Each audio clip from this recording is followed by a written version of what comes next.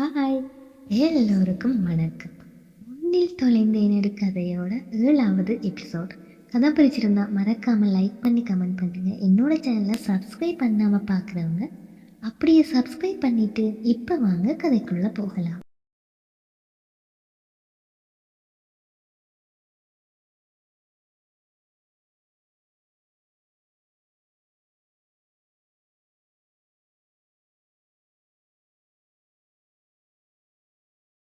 காரிலிருந்து இறங்கியவளை driver இருக்கையிலிருந்து கண்ணாடி வழி பார்த்தவன் மறுபக்க இருக்கைக்கு மாறி அவள் கையை பிடித்து இழுத்து காரினுள் போட்டான். அவன் இழுத்த இழுப்பில் நிலை தடுமாறி அவனின் மீதே விழுந்து விட்டாள் பெண்ணவள். தப்பிக்கலாம்னு பாத்தியா? இங்க பாரு, நான் தான் இந்த ஜென்மத்தில் உன் புருஷன். அதனால நான் சொல்றத கேட்டு நல்ல பிள்ளையா நடந்துக்க பாரு. உன் கழுத்தில் நான் தாலி கட்டுற வரைக்கும் நான் சொல்கிறத கேட்டால் போதும். அதுக்கப்புறம் நீ உன் இஷ்டத்துக்கு இருந்துக்கலாம், சரியா என அவளின் நாடியை பிடித்து தன் உதட்டின் அருகில் இழுத்தவன், சீப்போ பெரிய இவ வெக்கமே இல்லாம இப்படி ஒட்டிக்கிட்டு இருக்க என தன் கையை எடுத்து அவளை தள்ளியவன் தன் இருக்கையில் சென்று அமர்ந்தான். கௌதம், கண்ட்ரோல் யுவர் செல்ஃப் என தனக்குள்ளேயே நினைத்தவன் தன் முடியை இறுகப்பற்றி கொண்டான். நாளைக்கு ஒரு நாள், அதுக்கு பிறகு இவ முகத்தை பார்க்கவே கூடாது. என்ன கண்ணுடா, கண்ணை பார்த்தா கதை முடிஞ்சிடும் போல இருக்கே. அவள் கழுத்தில் தாலி ஏறியவுடன் அவளை பிடிக்கவில்லை என கூறி மணமேடையில் வைத்து அவளை அவமானப்படுத்துவதுதான் அவனின் திட்டம். ஆனால் அவளை நெருங்கும் போது தன்னையே அறியாமல் அவளை முழுதாக எடுத்துக்கொள்ள வேண்டும் என அவனின் உடலில் ஒவ்வொரு பகுதியும் பேயாட்டம் ஆடுகின்றன. எனக்கு வீட்டுக்கு போக தெரியும் என கார் கதவை திறக்க பார்க்க லாக் செய்து விட்டான். வீட்டுக்கு போகணும்னா எப்படி போவ? கையில் ஏதாவது சில்லறை வச்சிருக்கியா? நீயே ஒரு சில்லறை மாதிரி தான் இருக்க. உனக்கெல்லாம் இந்த கார் கொஞ்சம் ஓவர் தான். அவளால் ஒரு வார்த்தை கூட எதிர்த்து பேச முடியவில்லை. இயலாது என்றில்லை. அவள் இப்போது இருக்கும் மனநிலை, உடல்நிலை இரண்டும் அவளை மௌனிக்க செய்தது. அதுதான் உண்மை. ஒரு பெண் எவ்வளவும் போராடுவாள். கௌதம் தன் தவறுகளை உணரும் காலமும் விரைவில் வரும். இருக்கையில் இருந்தபடியே தன் கண்களை மெதுவாய் மூடிக்கொண்டாள். உடல் அசதி அவளை ஆழ்ந்த உறக்கத்திற்கு கொண்டு சென்றிருந்தது. கிட்டத்தட்ட அரை மணி நேர பயணத்திற்கு பின் காரை நிறுத்தியவன், ஹேய் எழுந்திரு, உன்னத்தான் என அவளின் தோளில் தட்டி எழுப்பிக் கொண்டிருந்தான். கௌதம் கண் விழித்தவளுக்கு அந்த இடம் இதுவரை பார்த்திராத இடமாய் இருந்தது. என்ன பார்க்குற? காலையிலிருந்து எதுவும் சாப்பிடலத்தானே? வா, அப்புறம் உனக்கு எது நடந்தா நான் தான் பதில் சொல்லணும். நான் உங்ககிட்ட கேட்டேனா எனக்கு சாப்பாடு வாங்கி கொடுங்கன்னு? வாரியா இல்லை தூக்கிட்டு போகவா என கார் கதவை திறக்கவும், இல்லை நானே வர்றேன் என்றவள் காரிலிருந்து இறங்கி அவன் பின்னால் இடையில் 10 அடிக்கு மேல் இடைவெளியில் சென்றாள். இரவு வீட்டுக்கு போகிற ஐடியா இல்லை போல. என் கூடவே இருக்க போறியா? எனக்கு ஓகே தான். மணி இப்பவே 9 தாண்டிட்டு என அவளை மேலிருந்து கீழ் வரை பார்த்தவன் நக்கலாய் சிரித்தபடி கூறினான். அவன் நடைக்கு சமமாக அடியெடுத்து வைத்தாள் பாவை. இவன் சொல்வதை கேட்காவிட்டால் தனக்குத்தான் பிரச்சனை என்று நினைத்தவளுக்கு இப்போதுதான் தோன்றியது. 5:30 மணிக்கெல்லாம் வீடு போய் சேர்ப்பவள் 5:30 மணிக்கெல்லாம் வீடு போய் சேர்ப்பவள் இவ்வளவு நேரம் என்னை காணாமல் வீட்டில் தேடுவார்களே என நினைத்தவள் தலையில் அடித்து கொண்டாள். தன் கைப்பை, தொலைபேசி எல்லாமே அலுவலகத்தில் என நினைத்தவள் சீக்கிரம் வீட்டுக்கு போகணும் என நினைத்து அவன் வாங்கி கொடுத்ததை அவசர அவசரமாய் அள்ளி அடைந்து விட்டு வீட்டுக்கு போலாமா என கேட்டாள். அவனுக்கும் உடல் அசதி. அவளை காரில் ஏற்றிக்கொண்டு கார் சென்றது கீர்த்தியின் வீட்டிற்குத்தான்.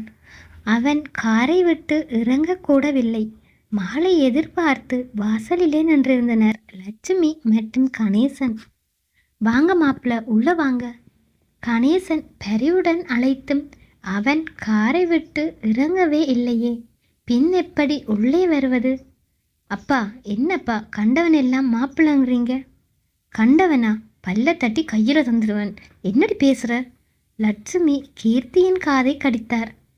இல்லை, நாளைக்கு பார்க்கலாம் என்றவன் அங்கிருந்து சென்றான். நீ சும்மா இரம்மா. அப்பா, ஊர் பேர் தெரியாதவனை போய் உள்ள வாங்குறீங்க. ஊர் பேர் தெரியாதவனோட நீ இவ்வளவு நேரம் எங்கே போய் வரம்மா? கணேசன் தன் மகளை பார்த்து கேட்டார். இங்கே பாருடி, நாங்கள் எல்லாம் பேசி முடிச்சாச்சு. போன முறை பார்த்த பையன்கிட்ட பேசி காரியத்தை கெடுத்த போல இதுலேயும் செய்யலாம்னு நினைக்காத. நாளைக்கு காலையில் உனக்கும் அந்த பையனுக்கும் கல்யாணம். இப்போ போய் தூங்கு. அம்மா, அப்பா, நான் சொல்கிறத கொஞ்சம் கேளுங்க. இங்கே பாரும்மா, நீ மட்டும் இந்த கல்யாணத்தையும் ஏதாவது செய்து நடக்காமல் பண்ணிடலாம்னு நினைச்ச அப்புறம் நாங்கள் குடும்பமாக செத்துடுவோம். எங்களுக்காகத்தானே நீ கல்யாணமே வேணாம்ங்கிற. நாங்கள் செத்ததுக்கப்புறம் நீ சந்தோஷமாக இருப்பதானே. ஏப்பா இப்படிலாம் பேசுகிறீங்க? உங்களுக்கு என்ன, நான் இந்த கல்யாணத்தை செஞ்சுக்கணும். சரி, உங்கள் விருப்பப்படி நடக்கட்டும் என தன் கண்களில் வழிந்த தண்ணீரை துடைத்தபடியே அறைக்குள் போய் புகுந்து கொண்டாள். அக்கா, ஏக்கா அழுற? உனக்கு இந்த கல்யாணம் பிடிக்கலையா? அப்போ நீ எங்கேயாவது போயிரு. நீ இப்படி அழுறத என்னால் பார்க்க முடியலக்கா. இல்லை குட்டிமா, அப்படி சொல்லக்கூடாது. எனக்கு உங்களை விட்டுட்டு போகிறத நினச்சா தான் கவலை. மற்றபடி அப்பா அம்மா நம்ம நல்லதுக்கு தானே எல்லாம் செய்வாங்க. சரி, நீ தூங்கு. தன் தங்கையான தாரணி அக்கா அழுவதை பார்த்து நடந்த உரையாடல் தான் அது. தங்கையை தட்டி உறங்க வைத்தவள் இதிலிருந்து ஓடவும் முடியாது, ஒளியவும் முடியாது. அவன் ஒரு முடிவோடு தான் இருக்கின்றான். நடப்பவை நடக்கட்டும், இனி என் வாழ்க்கை என் கையில் இல்லை என ஒரு முடிவை எடுத்தவளாய் கண்களை துடைத்து கொண்டு குளியலறை சென்றாள். குளித்து முடித்து வந்து அங்கிருந்த நாற்காலியில் அப்படியே அமர்ந்து விட்டாள். மங்கி மறைந்த கதிரவன் மறுபிறவி எடுப்பது போல் தன் ஒளிக்கதிர்களை உலகிற்கு பரப்பிக் கொண்டிருக்கும் அதிகாலை பொழுது அது. இரவு முழுவதும் தூங்காமல் இருந்தவள் அதிகாலையில் தான் கொஞ்சம் கண்ணசந்தாள். அக்கா, அக்கா, இந்த புடவையை கட்டிக்கிட்டு அம்மா உன்னை வரட்டுமா என கூறி நேற்று வைரபி கொடுத்து சென்ற முகூர்த்த புடவையினை கீர்த்தியின் கையில் திணித்தாள் தாரணி. அதை வாங்கி தன் மடியில் வைத்தவள் கண்களை மூடி இழுத்து ஒரு பெருமூச்சை விட்டாள். அதற்குள் அங்கு வந்தார் லட்சுமி. இன்னும் நீ ரெடியாகலையா? சீக்கிரம் போய் ரெடியாகி வா, நேரமாகுது. அப்புறம் இங்கே பாருடி, போகிறது பெரிய இடம், அங்கே போய் வேலைக்கு போகணும், அம்மா வீட்டுக்கு போகணும் அப்படின்னு பிரச்சனை போட்டுட்டு இருக்காத. உன்னால் உன் தங்கச்சி வாழ்க்கை பாதிக்கும், நினைவிருக்கட்டும். நீ இந்த வீட்டுக்கு வரணும்னா உன் புருஷன் கூடத்தான் வரணும். தனியாக வரணும்னு நினைக்காத. அது நாங்கள் உன்னைய சரியாக வளர்க்கலன்னு அர்த்தம். ஒரு தாயாய் தன் மகளுக்கு அறிவுரைகளை கொடுத்தவர் மறந்தே விட்டார். தன் மகளுக்கு இந்த திருமணத்தில் சம்மதமா என கேட்க. பிடிக்கவில்லை என்றால் மட்டும் விட்டு விடுவார்களா என்ன?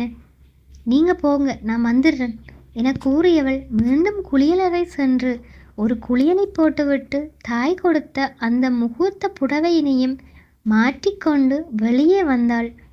கீர்த்தனா திருமணத்திற்கான எந்த மாற்றமும் அவள் முகத்தில் இல்லை. எல்லோரும் தயாரான பின் கௌதம் வீட்டிலிருந்து கார் அனுப்பி வைத்திருந்தனர்.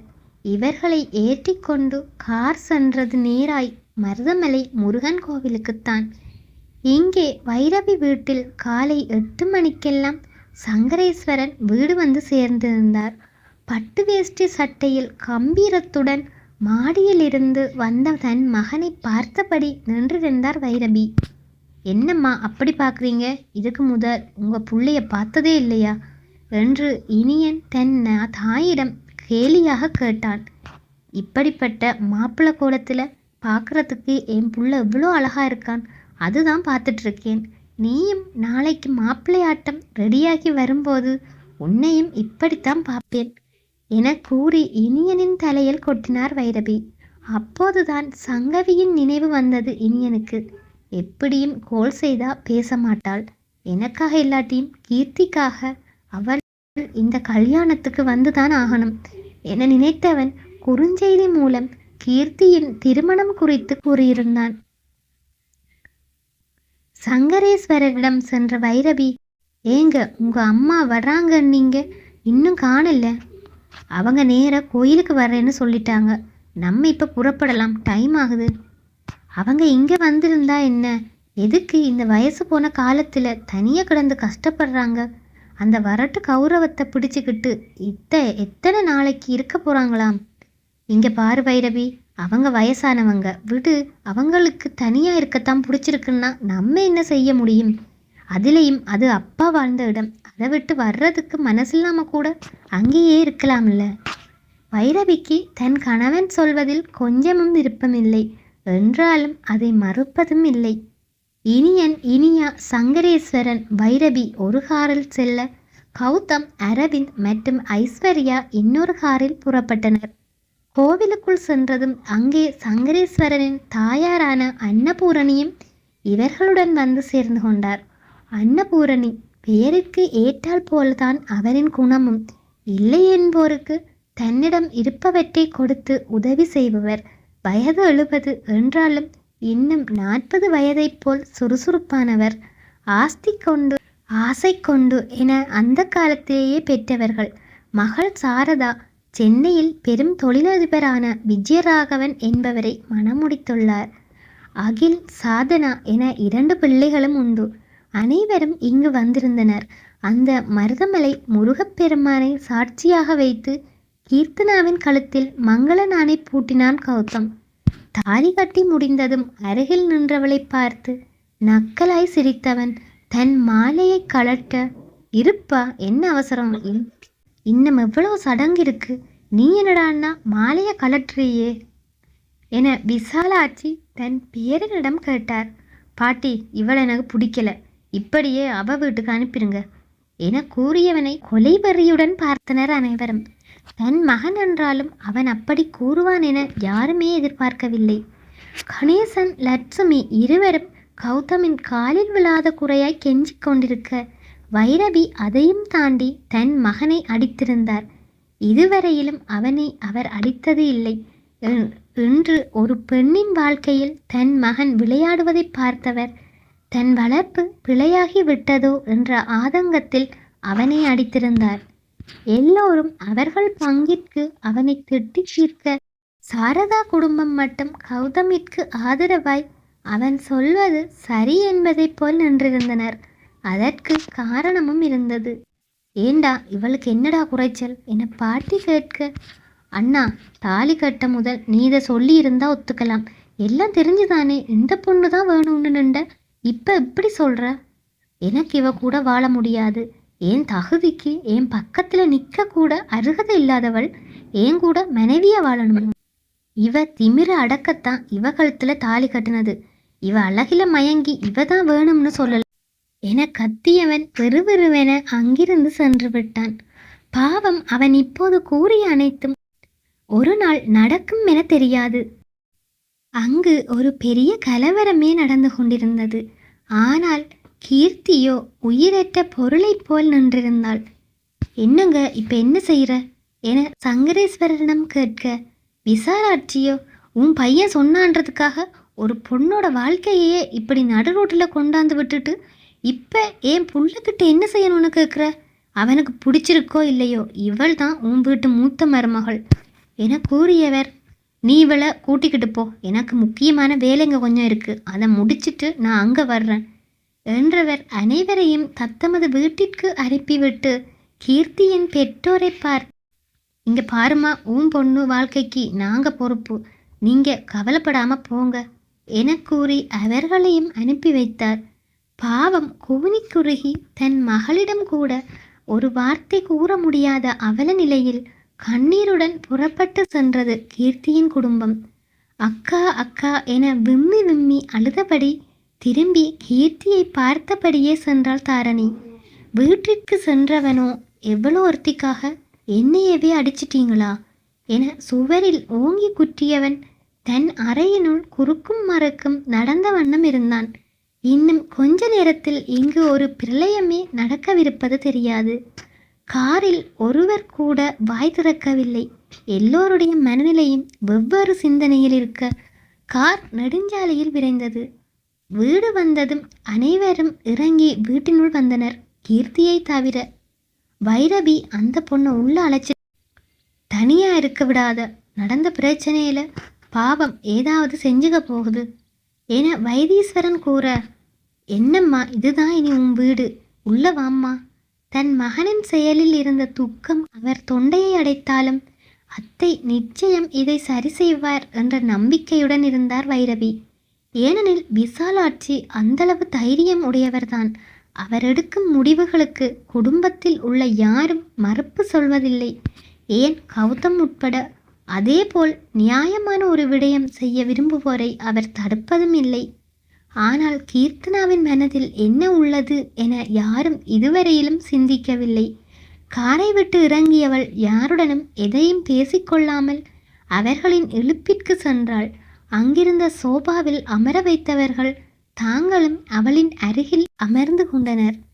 திருமணமாகி தன் கணவன் வீட்டிற்கு இப்படி தனியாக வரும் நிலை எவருக்கும் வரக்கூடாது. என்ன செய்வது?